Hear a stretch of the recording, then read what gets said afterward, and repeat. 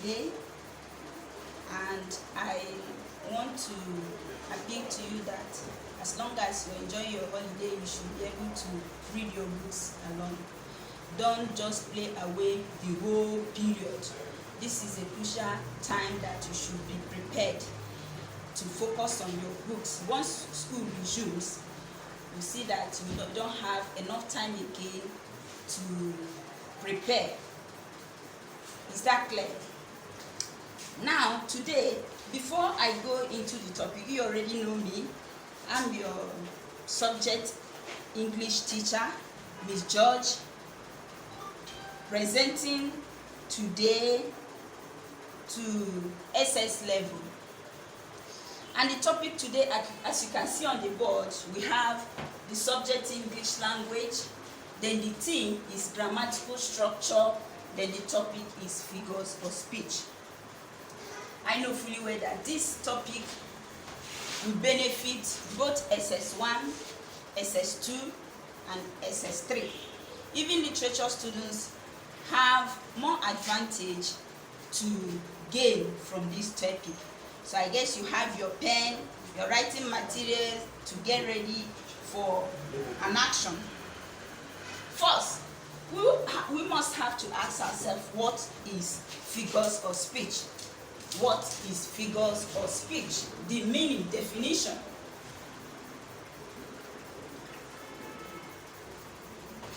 Because figures of speech is a deviation from the normal way of speaking.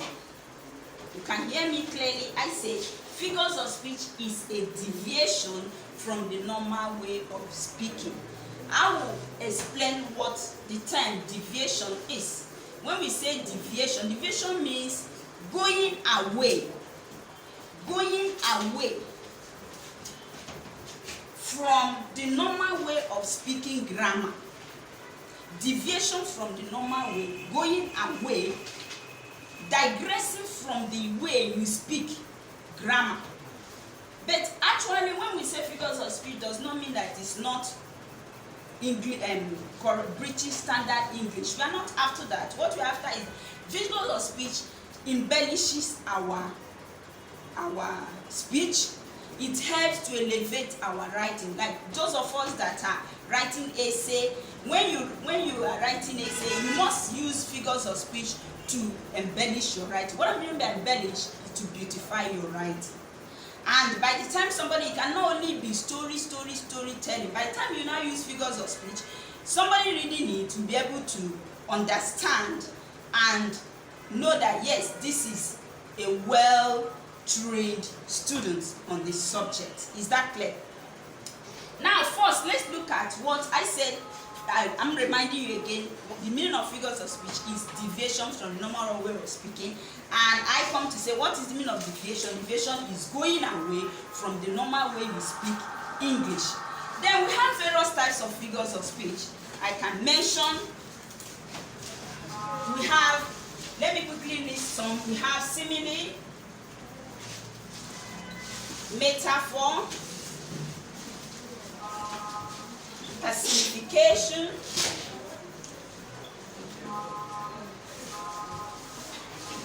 apostrophe,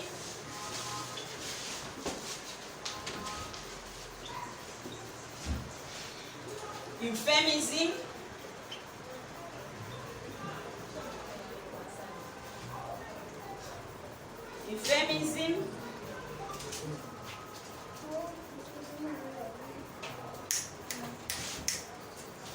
irony,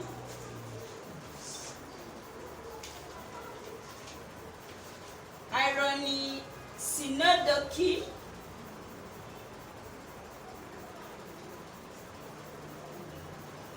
alliteration,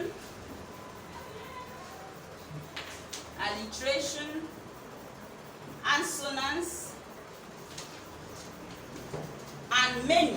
But let's quickly go through this to see what you can achieve before our time expires. First, let's see what simile is. I know you can see the board clearly. Simile is said to be an indirect comparison of two similar things with the use of like or as. I repeat, an indirect comparison of two similar things with the use of like or as. Because of time, I may not be able to write this on the board. I guess you have your notes on this. So after the class, I'll refer you. You just go back, go through your, review your notes. But I may not have time to give you notes. Just listen attentively. We said simile is an indirect comparison of two similar things with the use of like or as. Mark this. When I say an indirect, indirect means something that is not specific. You are not direct to what you are saying. And anytime you want to compare something that is alike, when we say similar, similar means something that is alike, that looks alike. You must use something that is universally known. It is not just, you want, like I will give you an example for clear understanding. You cannot tell me that John looks like her father. In as much as there is like, remember I said there must be use of like or as in comparing two similar things. When you say John is her, John looks like her, John looks like his father. When you tell me John looks like his father, how would I know whether John looks like his father? The only thing that will make me understand fully what you mean by comparing John with his father, after all, I've not come across John's father before, I can only have, you use something that is universally known to compare that thing that looks alike.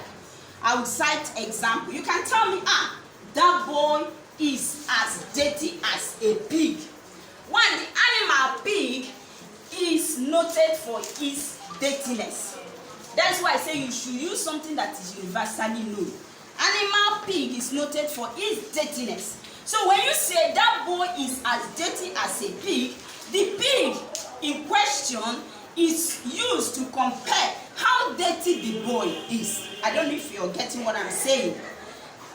The pig is compared to know, to show you the extent the boy looks dirty. Everybody knows how dirty the pig lives in a slum, how dirty he is. But using that object has already shown that, yes, this boy must be a dirty boy.